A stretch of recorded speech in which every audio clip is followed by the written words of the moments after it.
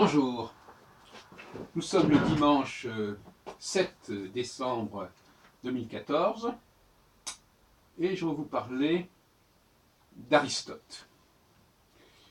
Je suis en train de lire Le problème de l'être chez Aristote de Pierre Houbenc. Et il y a des passages qui m'ont inspiré. Alors ça pourrait paraître paradoxal, mais Aristote me renvoie à Nostradamus. Je lis ce passage.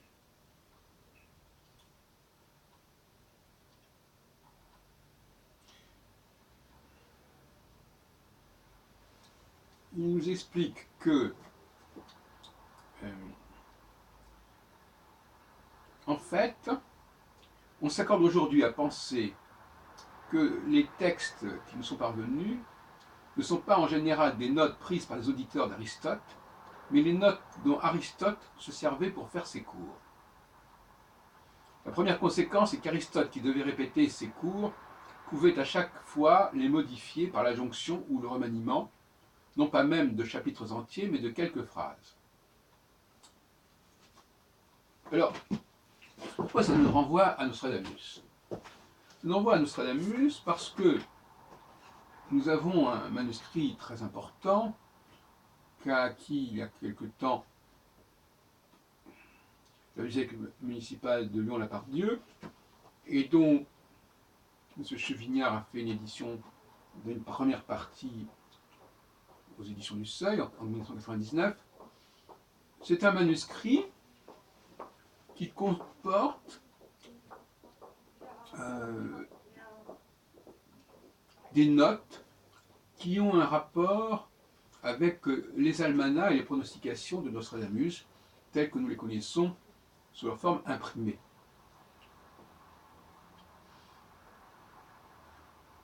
Récemment, d'ailleurs, j'ai eu une discussion avec Patrice Guinard, qui était également un spécialiste de Nostradamus, sur ce sujet, et il me disait qu'il avait découvert un imprimé qui était plus complet que le manuscrit, qui s'appelle le recueil des présages prosaïques. Et je lui ai fait l'objection suivante. Je lui ai dit que ce manuscrit des présages prosaïques, c'était les brouillons de Nostradamus. Ce n'est pas quelqu'un qui s'était amusé à mettre par écrit, de façon manuscrite, des imprimés. Ce qui semble être la plupart des spécialistes de Nostradamus croient que c'est ça. Et que par conséquent, les brouillons, on ne sait pas pourquoi, les brouillons seraient moins complets que les imprimés, alors qu'ils auraient été réalisés à partir des imprimés. Moi je dis des brouillons, en réalité, le manuscrit serait moins complet que les imprimés. Ce qui est encore une bizarrerie. Alors il y a pas mal de bizarreries comme ça dans le discours sur les écrits de Nostradamus. Une autre bizarrerie, c'est comme vous le savez probablement, le fait qu'on nous dise que sous la Ligue, on n'a publié qu'une partie des centuries qui étaient déjà parues dans les années 1550, 1560, 1560, et qu'on aurait retrouvé notamment les centuries 8, 9 et 10, on les aurait retrouvées qu'à la fin du XVIe siècle, mais pas dans les années 1880, 88, 89. Encore des bizarreries. Il est clair qu'en réalité, en 88-89, on n'avait pas encore réalisé, on n'avait pas encore produit ces centuries et qu'elles n'avaient jamais été imprimées auparavant. Bon, voilà, c'est ce que je soutiens. Alors revenons à la question des brouillons. En réalité, en effet, il s'agirait, selon moi, des brouillons que Nostradamus aurait rédigés pour ses almanachs et ses pronostications, et qu'il aurait conservé dans une espèce de grand volume dont nous aurions la production. Alors peut-être que ce volume lui-même avait fait l'objet d'une copie, qui pose le problème de l'écriture, enfin, ça c'est un autre problème. Mais en aucune façon, c'est un résumé des almanachs. Enfin, ça peut être une esquisse des almanachs, mais ce n'est pas un résumé fait après coup des almanachs déjà imprimés. C'est un état antérieur. Ce qui est intéressant, c'est que on voit que Nostradamus laisse à des collaborateurs le soin de compléter ces brouillons. C'est compréhensible. Et ça va très loin, puisque même apparemment les quatrains des almanachs, qui ne figurent pas dans le recueil des présages prosaïques, le grand recueil manuscrit, il semblerait qu'ils aient été également rédigés en aval de ce brouillon. C'est-à-dire qu'ils auraient été rédigés par quelqu'un, par un assistant, qui aurait, comme je l'ai montré dans mon post-doctorat à l'école pratique des études, 5e section, en 2007, qui aurait constitué des rimaillés avec des morceaux de prose de Nostradamus figurant dans ses pronostications, ses prédictions, et il en aurait fait des quatrains. Donc il y a toute une partie des almanachs et des pronostications qui n'est pas de Nostradamus, ou à moins qu'il ait recorrigé par la suite sur les imprimés, mais enfin, c'est une hypothèse tout à fait gratuite. Et le manuscrit nous dit réellement ce que Nostradamus a fait, et les imprimés correspondant à ce manuscrit, on ne les a pas tous d'ailleurs, nous disent ce qui a été ajouté à ces brouillons. Et dans le cas d'Aristote, il semble que ce soit la même chose. Si je reprends le propos de Pierre Robin, qui ne fait d'ailleurs que référer à d'autres auteurs, d'autres chercheurs, les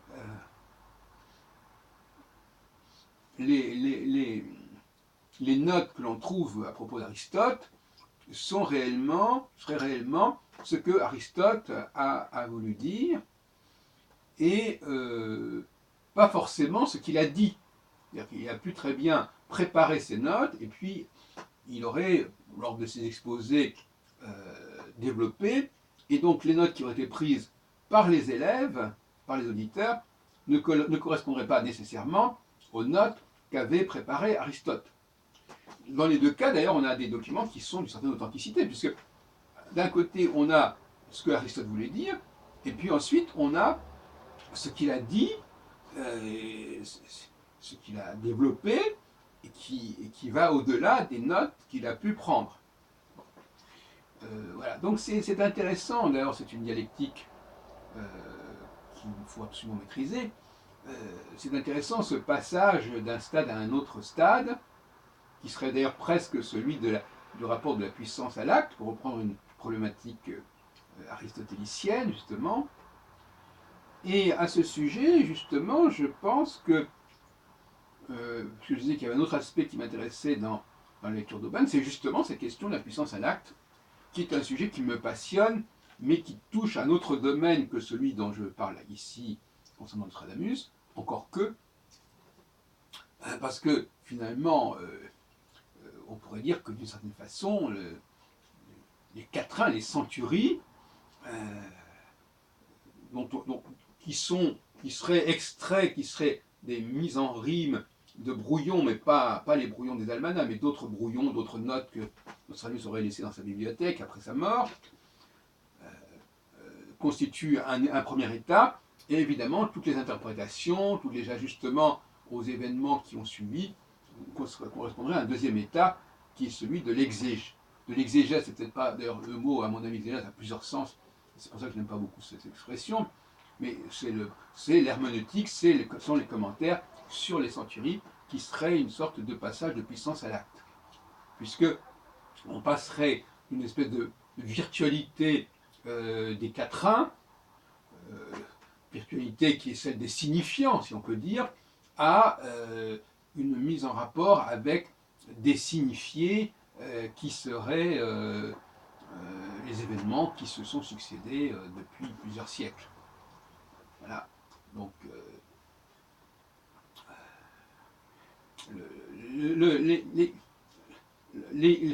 la poésie, c'est la même chose. Bah, ce sont des signifiants. Ce sont des signifiants, ce sont des mots qu'on met en contact entre eux, qu'on met en parallèle entre eux par le processus notamment des rimes, sans très bien savoir à quoi ça va servir. Hein. Et on peut dire qu'en musique c'est pareil, au fond, on crée des produits comme ça qui sont utilisables, mais chacun les utilisera à sa façon, les appliquera à sa façon. Et c'est là qu'on passera du signifiant au signifié, et donc quelque part de la puissance à l'acte, si on admet que les signifiants sont de l'ordre de la puissance, c'est-à-dire donc une sorte de potentialité complètement ouverte, et le signifié étant la réalisation spécifique, ponctuelle du signifiant, mais qui n'épuise absolument pas les virtualités du signifiant, qui sont par principe illimitées. Alors, au niveau musical, parce qu'après tout, on peut très bien transposer ces problématiques dans d'autres domaines, y compris dans le domaine de la cyclicité et de l'astrologie, on va y arriver. Moi qui suis donc dans le domaine de la composition, je dirais que d'une certaine façon, je suis dans le domaine du signifiant. Alors que l'interprète de ma musique, s'il y en a, serait dans le domaine du signifié. C'est-à-dire que, oui, parce que de toute façon, lui, il n'est plus dans le domaine du signifiant, puisqu'il a déjà les notes qui sont là. Bon, donc il est obligé d'aller en aval. Et puis il reçoit, il consomme. Donc, celui qui produit n'est pas dans la même position que celui qui reçoit. Et même dans le domaine sexuel, c'est la même chose. On ne peut pas se mettre vraiment à la place de celui qui reçoit. Et de même que celui qui reçoit ne peut pas vraiment se mettre à la place de celui qui produit ou qui émet. Il peut y avoir une empathie, mais enfin, c'est pas la même chose. Donc, quand je produis des sons, je dis tiens, c'est un son intéressant, c'est un son nouveau, ça peut servir. Enfin, je dis pas ça comme ça exactement, mais quelque part, oui, je produis du signifiant parce que j'aime ce signifiant en tant que signifiant. C'est une esthétique, de certaine manière. Et celui qui écoute, lui, il va projeter sur ce signifiant du signifié. Son signifié, ce qu'il est, ce qu'il ressent, ce qu'il ressent en ce moment, en fait. Quelque part, le signifié, c'est toujours une façon d'actualisation, d'ajustement de quelque chose d'intemporel à du temporel, à du hic et nunc. Alors pour parler d'astrologie, bon, vous savez qu'Aristote a quand même toute une théorie cyclique au niveau des régimes politiques, etc. Bon, je ne vais pas là-dessus faire revenir. Mais il y a dans le cycle, dans la cyclicité, astrologie ou pas astrologie, il y a effectivement un temps de la puissance, où se constituent en quelque sorte les bases, les éléments constitutifs de la puissance, c'est-à-dire de quelque chose qui est en germe, qui est prêt, qui est là, qui est prêt à exister, c'est-à-dire à exister au sens de s'extraire quelque part du néant, ou de s'extraire d'une sorte d'infini des possibles, puisque toute forme de création, c'est déjà une forme de sélection parmi tous les possibles, que ce soit le sculpteur, que ce soit le musicien, le peintre. On est dans cette logique de l'élection et de la sélection qui est importante, qu'on trouve bien entendu dans le judaïsme et dans le judéo-christianisme. J'en ai déjà parlé par ailleurs, ça, le peuple élu, c'est un phénomène de puissance. C'est-à-dire je choisis un peuple, Dieu choisit un peuple comme signifiant, parmi beaucoup d'autres signifiants possibles, et ce signifiant sera lui-même confronté à une infinité de signifiés.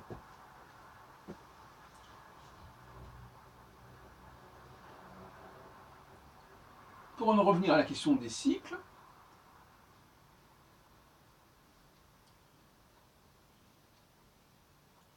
j'ai expliqué dans d'autres vidéos que